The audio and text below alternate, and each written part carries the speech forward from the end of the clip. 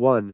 Crispin lives wild in the city, a feral boy of 12, and he has no friend but Harley, though Harley never speaks.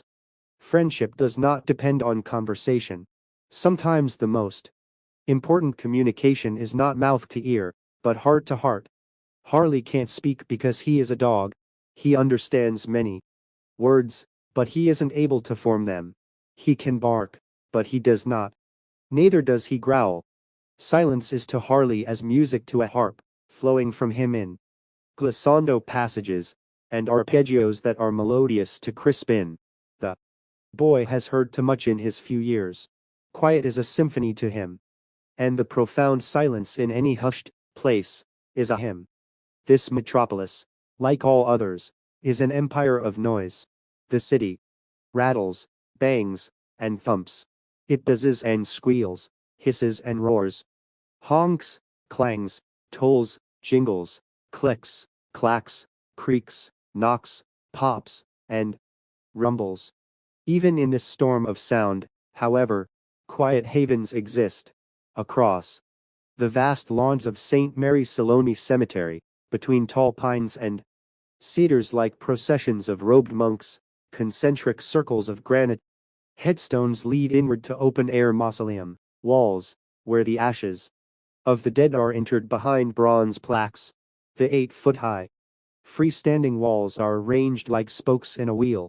On any windless night, the massive evergreens of St. Mary Salome muffle the municipal voice, and the wheel of walls baffles it entirely. At the hub where the spokes meet lies a wide circle of grass, and at its center a great round slab of gray granite that serves as a bench. Here, Crispin sometimes sits in moonlight until the silence soothes his soul.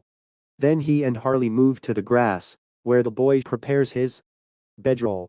With no guilt to claw at his conscience, the dog sleeps the sleep of an innocent.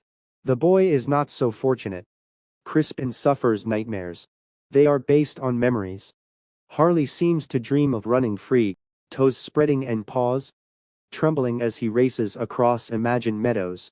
He does not whimper but makes small thin sounds of delight. Once, when the boy was 10, he woke well past midnight, and saw the silvery shimmering form of a woman in a long dress or robe. She approached between two mausoleum walls, seeming not to walk but rather to glide like a skater on ice. Crispin sat up, frightened because the woman had no substance. Moonlit objects behind her were visible through her. She neither smiled nor threatened. Her expression was solemn. She drifted to a stop about 2 yards from them, her bare feet a few inches above the grass. For a long moment, she gazed upon them. Crispin felt that he should speak to her, but he could not. Although the boy only half rose, Harley stood on all fours. Clearly, the dog saw the woman, too. His tail wagged. When she moved past them, Crispin caught the scent of perfumed ointment. Harley sniffed with what seemed to be pleasure. The woman evaporated as if she were a fog phantom encountering a warm current of air. Crispin first thought she must be a ghost haunting these fields of graves. Later he wondered if he'd witnessed instead a visitation, the spirit of St. Mary Salome, for whom the cemetery was named. Over the past 3 years, since he was 9, the boy has lived in this city by his wits and by his daring. He has enjoyed little human companionship or charity. He doesn't spend every night in the cemetery. He sleeps in many places to avoid following a routine that might leave him vulnerable to discovery. In places more ordinary than cemeteries, he and the dog often see extraordinary things. Not all their discoveries are supernatural. Most are as real as sunlight and starlight, and some of those things are more terrible than any ghost or goblin could be. This city, perhaps any city, is a place of secrets and enigmas. Roaming alone with your dog in realms that others seldom visit, you will glimpse disturbing phenomena and strange presences that suggest the world has dimensions that reason alone cannot explain. The boy is sometimes afraid, but never the dog. Neither of them is ever lonely. They are family to each other, but more than family. They are each other's salvation, each a lamp by which the other finds his way. Harley was abandoned to the streets. No one but the boy loves this mixed breed canine, which appears to be half golden retriever and half mystery mutt. Crispin was not abandoned. He escaped. And he is hunted. 2. 3 years earlier. Crispin, only 9 years old, is today's on the run, having fled a scene of intolerable horror on a night in late September. He has no one to whom he can turn. Those who should be trustworthy have already proven to be evil, and to be intent on his destruction. Of the $11 in his possession when he escaped, he now has only 4. He has spent the rest on food and drink purchased from vendors with street corner carts. The previous night, he slept in a nest of shrubbery in Stadler Park. Too exhausted to be fully wakened even by the occasional sirens of passing police cars or, near dawn, by the racket of sanitation workers emptying park trash cans into their truck. On Monday he spends a couple of the daylight hours visiting the library. The stacks are a maze in which he can hide. He is too much in the grip of fear and grief to be able to read. Now and then he pages through big glossy travel books, studying the photos, but he has no way of getting to those far, safe places. The children's picture books that once amused him no longer seem at all funny. For a while he walks along the banks of the river, watching a few fishermen. The water is gray under a blue sky, and the men seem gray, too, sad and listless. The fish are not biting. Most of the day he wanders alleyways where he thinks he is less likely to encounter those who are surely looking for him. Behind a restaurant, a kitchen worker asks why he isn't in school. No good lie occurs to him, and he runs from her. The day is mild, as were the previous day and night, but suddenly it grows cool, and then cooler in the late afternoon. He is wearing a short-sleeved shirt, and the goose flesh on his bare arms may not be caused by the chilly air. In a vacant lot between a drugstore and a martial arts dojo, a Goodwill Industries collection bin overflows with used clothing and other items. Rummaging among those donations, Crispin finds a gray wool sweater that fits him. He takes also a dark blue knitted toboggan cap. He pulls it low over his forehead, over the tops of his ears. Perhaps a 9-year-old boy, alone, will only call attention to himself by such an effort at disguise. He suspects that the simple cap is on him flamboyant. He feels clownish. But he does not strip it off and toss it away. He has walked so many alleys and service ways, has darted across so many avenues into so many shadowed backstreets, that he has become not merely lost but also disoriented. The walls of buildings appear to tilt toward or away from him at precarious angles. The cobblestone pavement under his feet resembles large, reptilian scales, as though he is walking on the armored back of a sleeping dragon. The city, always large, seems to have become an entire world, as immense as it is hostile. With the disorientation comes a quiet desperation that compels Crispin at times to run when he knows full well that no one is in immediate pursuit of him. Shortly before dusk, in a wide alleyway that serves ancient brick warehouses with stained concrete loading docks, he encounters the dog, Golden. It approaches along the east side of the passage, in a slant of light from the declining sun. The dog stops before Crispin, gazing up at him, head cocked. In the last bright light of day, the animal's eyes are as golden as its coat. Pupils small and irises glowing. The boy senses no threat. He holds out one hand, and the dog nuzzles it for a moment. When the dog walks past, the boy hesitates but shuffles after him. Unlike his follower, the animal seems to know where he is going, and why. Cracked concrete steps lead up to a loading dock. The big bay roll downs are shut, but a man-sized door proves to be unlocked, and ever so slightly ajar. The dog nudges the door open. With a swish of his white tail, he disappears inside. Crossing the threshold into darkness, Crispin withdraws a small LED flashlight from a pocket of his jeans. The flash was once in his nightstand drawer. He took it when he fled his home in the first minutes after midnight. As sharp as a stropped razor, the white beam cuts through the gloom, revealing the long-abandoned, windowless space large enough to serve as a hangar for jet airliners. High overhead are storage lofts and catwalks. Everything is shrouded in gray dust, rust as layered as pastry, dough flakes and peels from metal surfaces. Scattered across the concrete floor are rat bones and the shells of dead beetles. Old playing cards spotted with mold. Here a one-eyed jack, there a queen of hearts and a king of clubs, and there for sixes. Laid out side by side. Cigarette butts. Broken beer bottles. The flashlight finds a spider crawling on a low-hanging loop of cable, projecting its enlarged shadow on a wall, where it creeps like a creature in one of those old movies about insects, made enormous by atomic radiation. Without need of the flashlight, the dog finds his way around the sprays of glass. In such an odorous place, most dogs would weep. From smell to smell, their noses to the floor. But this one carries his head high, alert.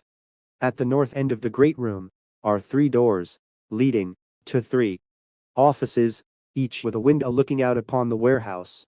2 doors are closed, the other ajar. Beyond the gap between the third door and the jamb, an amber light pulses. Crispin halts, but the dog does not. After a hesitation, the boy follows the animal into the illumined chamber. Between 2 groups of fat candles, 3 to his left, 3 to his right, a man in his late 20s sits, with his back against a wall, his legs straight out in front of him. His glassy blue eyes stare, but do not see. His mouth hangs open. But he has used all the words that he was born to speak. Beside one trio of candles lies a sooty spoon. Next to the spoon is a plastic packet from which spills a white powder. In his lap lies a hypodermic syringe emptied of its contents. The right sleeve of his checkered shirt is rolled up past the crook of his elbow, where blood earlier trickled from a puncture. Evidently he had some difficulty finding the vein. Crispin is not afraid in the presence of a dead man. He has recently witnessed much worse than this. With a keen intention more human than canine, the dog goes to a backpack lying beyond the candles, takes one of its straps between his teeth, and drags it away from the corpse. The boy supposes that the bag must contain dog treats. On his knees, searching the various compartments, however, he finds no evidence that the dead man ever provided for the animal.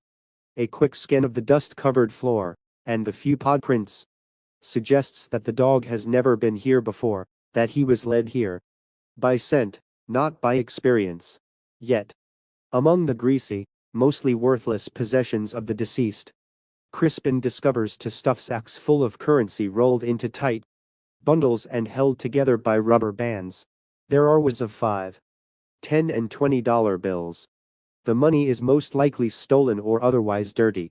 But no one, not even the police, will be likely to discover from whom the dead man has swiped this fortune, or by what illegal activity he might have earned it. Taking money from the body of a homeless loner surely can't be theft. The man has no need of it anymore. Nevertheless, the boy hesitates. After a while, he feels that he is being watched. He looks up, half expecting that the corpse's gaze has shifted toward him. Eyes bright with candlelight, the dog studies him, panting softly as if in expectation. Crispin has nowhere to go. And if he thinks of somewhere to go, he currently has only $4 to get there. The dog seems not to have belonged to the dead man. Whatever his provenance, however, Crispin will need to feed him. He returns the wads of cash to the stuff sacks and pulls tight the drawstring tops. The backpack is too big for him. He will take only the money. At the threshold, Crispin glances back. Candlelight creates an illusion of life in dead eyes. with reflections of flame throbbing across the slack face. The drug addict seems to be a man of glass, a lamp, a glow from within. As they retrace their steps through the enormous warehouse, the dog halts to sniff one of the moldy playing cards lying on the floor. It is the six of diamonds. When Crispin passed this way earlier, 4 sixes had lain at this spot, one in every suit. He surveys the immense dark room, probing this way and that with the flashlight. No one appears. No voice threatens. He and the dog seem to be alone. The lead beam, arcing across the littered floor, cannot locate the missing sixes. Outside, in the alleyway, the western sky is crimson, but the twilight is overall purple. The very air seems violet. In a pet shop on Monroe Avenue, he buys a collar and leash. From now on, the dog will wear the collar at all times, so that he will not appear to be a stray. Crispin will use the leash only on public streets, where there is a risk of attracting the attention of an animal control officer. He also buys a bag of carob biscuits, a metal-toothed grooming comb, and a collapsible water dish. At a sporting goods store, he ties the dog to a lamp post and leaves him long enough to go inside and buy a backpack of the size that kids need to carry books to and from school. He puts the stuffed sacks of money and his pet store purchases in the pack. Their dinner is hot dogs from a street vendor, Coke for the boy, bottled water for the dog. At a novelty store specializing in magic, tricks, and games of all kinds, Crispin window shops for a minute or two. He decides to buy a deck of cards, though he's not sure why. As Crispin is tying the dog to a rack designed for securing bicycles against theft, the owner of the novelty store opens the door, causing a silvery ringing from an annunciating bell. He says, "Come, lad. Dogs are welcome here." The owner is elderly, with white hair and bushy white eyebrows. His eyes are green, and they sparkle like sequins. He wears 6 emerald rings on various fingers, all as green but as sparkly as his eyes. "What is your pooch's name?" the old man asks. "He doesn't have one yet." "Never leave an animal unnamed for long," the old man declares. "If it doesn't have a name, it's not protected."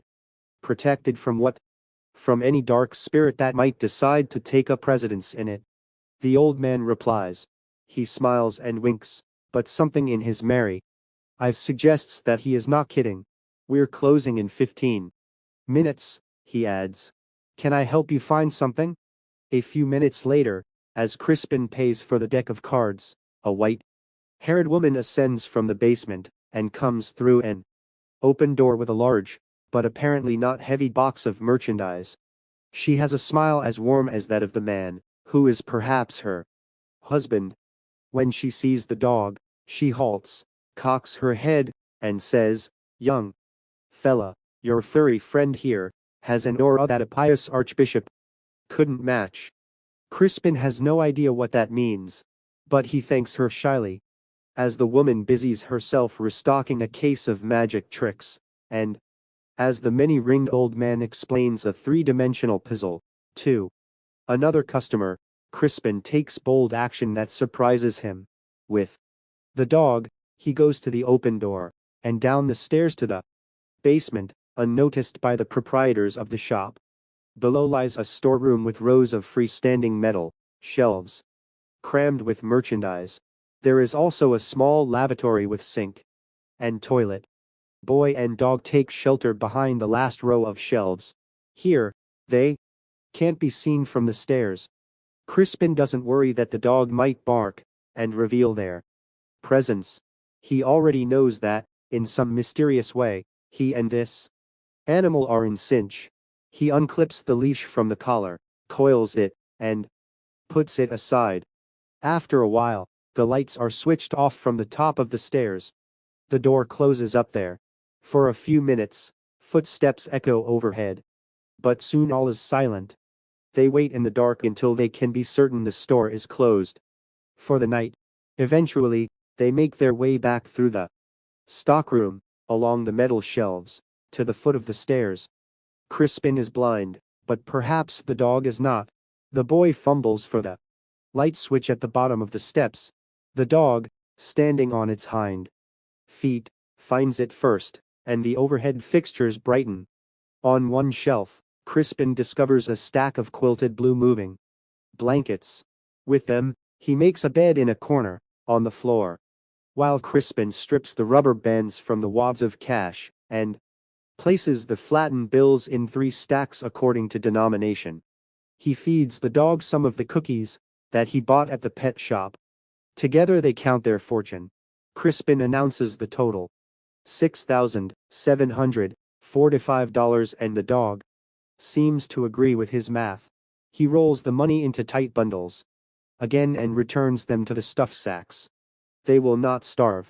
With this much money, they will be able to hide out for a long time, moving every night to a new refuge. Exhausted, the boy lies back in the pile of blankets. The dog curls up beside him, its head on his abdomen. Crispin gently rubs behind the dog's ears. As sleep is descending upon him, the boy thinks of the dead drug addict, mouth yawning and teeth yellow in the candlelight. He shivers but surrenders to his weariness. In the dream, Crispin's younger brother lies on a long white marble table. His hands and feet are shackled to steel rings. A hard green apple is crammed into his mouth, stretching his jaws painfully.